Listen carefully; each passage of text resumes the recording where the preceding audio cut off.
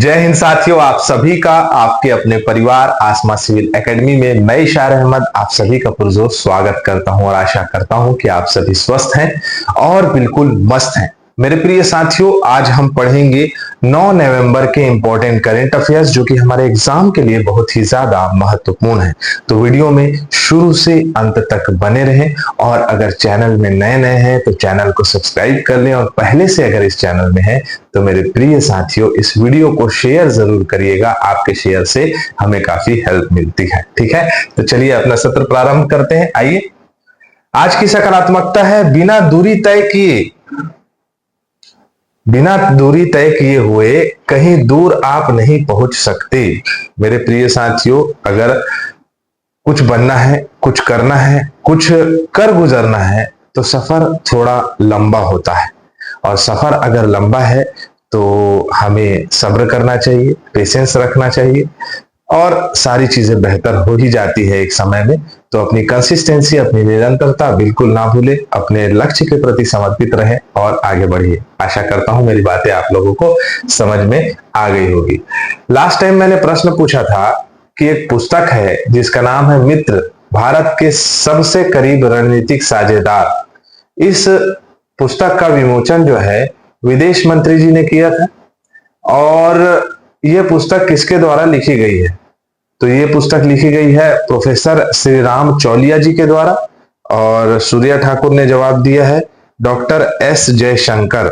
Doctor S Jaishankar ji इसका विमोचन किए थे, सूर्या।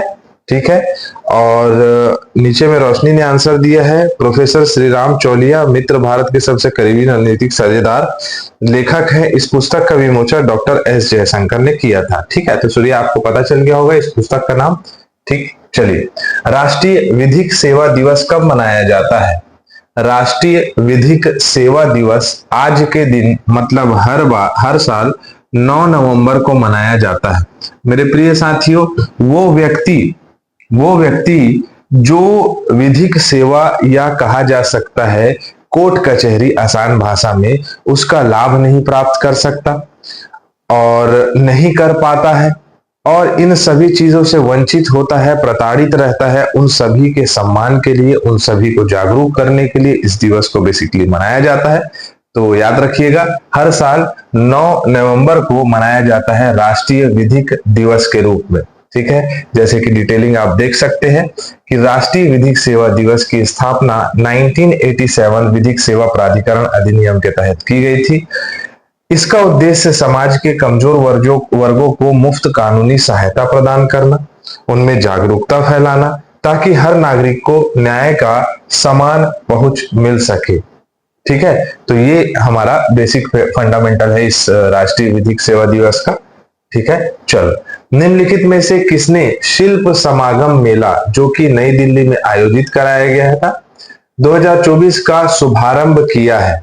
मेरे प्रिय साथियों, जितने भी हथकरघा उद्योग से संबंधित या जितने भी हाथ से कार्य करते हैं, मतलब कहा जा सकता है सभी हाथ से कार्य करते हैं, मतलब शिल्पकार हो गए। जैसे आप देख सकते हो कि national schedule caste finance department, आपका डेवलपमेंट कॉर्पोरेशन है ना, national backward class finance and development corporation, national सफाई कर्मचारी फाइनेंस एंड डेवलपमेंट कॉर्पोरेशन, इन सभी के लिए बेसिकली एक ऐसा मंच तैयार करना जहां वो अपनी छोटी छोटी कलाकृतियों को वैश्विक बाजार में, साथ ही साथ हमारे राष्ट्रीय व्यापार में जो है उसको बेच सके, उससे उनको फायदा हो सके और वो जो है क्या कर सके, इसका मतलब लाभ प्राप्त कर सके एज अ फाइनेंशियली। ठीक है, तो केंद्रीय मंत्री डॉक्टर वीरेंद्र कुमार जी के द्वारा इसका शुभारंभ किया गया था, जिसका नाम है शिल्प समागम मेला। शिल्प कलाओं को व्यापक रूप से नई दिल्ली में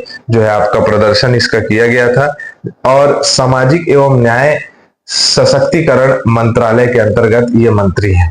ठीक है, 5 से 15 नवंबर तक के ये चलेगा। इस मेले का उद्देश्य हाशिए पर रखे शिल्पकारों को उनकी शिल्प और उत्पादों के लिए मंच प्रदान करना ताकि आर्थिक समावेशन, सांस्कृतिक संबंधित बढ़ावा मिल सके। मैंने बताया आपको कि ऐसे लोग, ऐसे शिल्पकार जिनके पास आर्ट जो है बहुत अच्छा है, बहुत अच्छी कलाकृतियां करते हैं, बहुत अच्छे कार्य करते हैं, बहुत अच्छे शिल्प कला में जो है निपुण है, लेकिन वो जो है अपने सामान को या अपने शिल्प कला को व्यवस्थित रूप से बेच नहीं पा रहे हैं, तो उनके लिए बेसिकली ये मंच तैयार किया गया था। ठीक है, चलो 105 स्टॉल लगे थे, 16 राज्य के पारंपरिक शिल्पकार यहाँ मौजूद थे। क्लियर, तो ये प्रमुख डिपार्टमेंट है, ये डिपार्टमेंट के अंतर्गत इनको प्रॉपर जो है बुलाया गया था।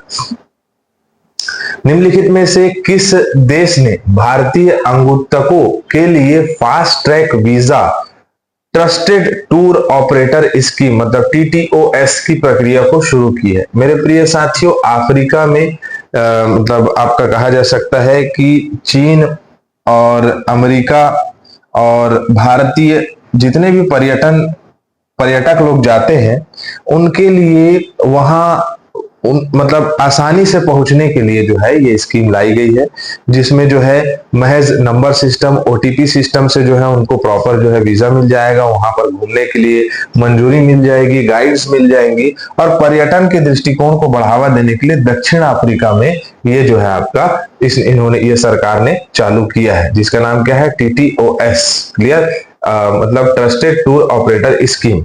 ठीक है, पर्यटकों की संख्या को बढ़ाना, जैसे आप देख सकते हो कि विशेषताएं क्या है इसकी, तो स्वीकृत ऑपरेटरों के लिए तेज वीजा प्रक्रिया को चालू कर देना, TTOS आवेदनों के लिए समर्पित प्रसंस्करण टीम बनाना, प्रॉपर टीम उनके लिए कार्य करेगी, पारदर्शी अंक आधारित मूल्यांकन प्रणाली, मतलब वही बोला मैंने कि OTP सिस्टम से जो है उनका ID जनरेट हो जाएगा, और ID जनरेट होके उस ID के बेसिस में वो सारे अफ्रीका में घूम सकते हैं। और कहा जा सकता है कि पर्यटन के दृष्टिकोण को बढ़ावा देने के लिए ये बेसिकली TTOS को स्टार्ट किया गया है। ठीक है, हाल ही में चर्चा में रही नवीनतम पुस्तक speaking with nature the origins of India environmentalism के लेखक कौन है? बाप रे, इतना बड़ा पुस्तक लिखे हैं। ठीक है, चलो मैं बताना चाहूंगा, इनका नाम है श्री रामचंद्र गुहा। श्री रामचंद्र गुहा वही व्यक्ति हैं जिन्हें हम गांधी जी या महात्मा गांधी जी के जीवनी के ऊपर लेखन के लिए जानते हैं। उनकी पुस्तक महात्मा गांधी के लेखन के लिए काफी, महात्मा गांधी की जो आपकी कहा जा सकता है जीवनी को लिखने के लिए काफी मतलब प्रेरणादायक है, आप पढ़ सकते हैं इस पुस्तक को। और इन्होंने बहुत सारी मतलब कहा जा सकता है बहुत बड़े इतिहासकार तो ही हैं, साथ ही साथ इन्वायरमेंटल स्टडी के लिए इनको कहा जा सकता है कि ये काफी इसमें एफर्ट लगाए हैं, इसमें काफी जो है इनकी पुस्तकें आई हैं। ठीक है, लेकिन अगर हम बात करें कि जो इंडियन एनवायरमेंटलिज्म से संबंधित प्राकृतिक पुस्तकों से संबंधित अगर जानकारियों से संबंधित और पुस्तकें हम देखें पर्यावरणवाद के ऊपर, तो रविन्द्रनाथ टैगोर जी ने लिखी है। सीधा सीधा प्रश्न पूछा जाता है, प्रकृति और मानव सभ्यता के बीच सामंजस्य का समर्थन, राधा कमल मुखर्जी ने लिखी है। प्रकृति संरक्षण को सामाजिक दृष्टिकोण से देखा, JC कुमार रप्पा ने लिखा है, पैट्रिक गेट्स ने लिखा है, अल्बर्ट गैब्रियल हावर्ड ने लिखा है, वेरियर एल्विन ने लिखा है, ठीक है, KM मुंशी ने लिखा है। तो ऐसी पुस्तकें पर्यावरणविदों के द्वारा दी जाती है, जहां से प्रश्न हमारे एग्जाम में पूछा जाता है। तो इस पुस्तक का नाम आप याद रखिएगा। इसके लेखक कौन है? तो आपके श्री रामचंद्र गुहा जी, जो कि भारतीय इतिहासकार, समाज के गहन अंतर्दृष्टिकोण से इन्होंने जो है अध्ययन किया है। और इस पुस्तक का नाम है speaking with nature the origins of Indian environmentalism. ठीक है, रामचंद्र गुहा की अन्य पुस्तकें the unquiet woods, Indian after Gandhi, Gandhi before India, ये सभी इन्होंने लिखी है। ठीक है, प्रश्न वहां से पूछने की संभावनाएं बढ़ जाती है, जैसे रिलेटेड करंट अफेयर रहता है तो वहां से प्रश्न आ जाता है। ठीक है, चलिए अगला प्रश्न है हमारा, नवंबर 2024 में प्रधानमंत्री नरेंद्र मोदी जी की अध्यक्षता में केंद्रीय मंत्रिमंडल ने किस योजना को मंजूरी दी है? तो कौन सी योजना है? तो PM विद्या लक्ष्मी योजना। कौन सी योजना है?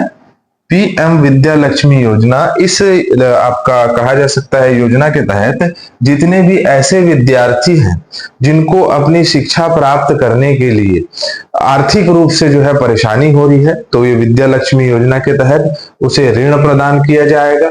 उच्च शिक्षा प्रदत्त स्कीम के तहत जो है उन्हें प्रॉपर कोचिंग इंस्टीट्यूशन के लिए भी जो है ऋण प्रदान किया जाएगा। है ना। 2024-25 से 30-31 तक के लिए 3600 करोड़ रुपए आवंटित किया गया है। ठीक है, जिसमें शीर्ष 860 संस्थान, जितने भी संस्थान हैं उनमें सरकारी निजी दानों को शामिल करा जाएगा, प्रॉपर कार्ड बनाया जाएगा और उसके तहत मतलब रजिस्टर्ड रहेगी वो सारी संस्थाएं जो प्रॉपर इंस्टीट्यूशनल वे पे जो है आपका शिक्षा प्रदान करेगी। ठीक है, चलो आगे बढ़े।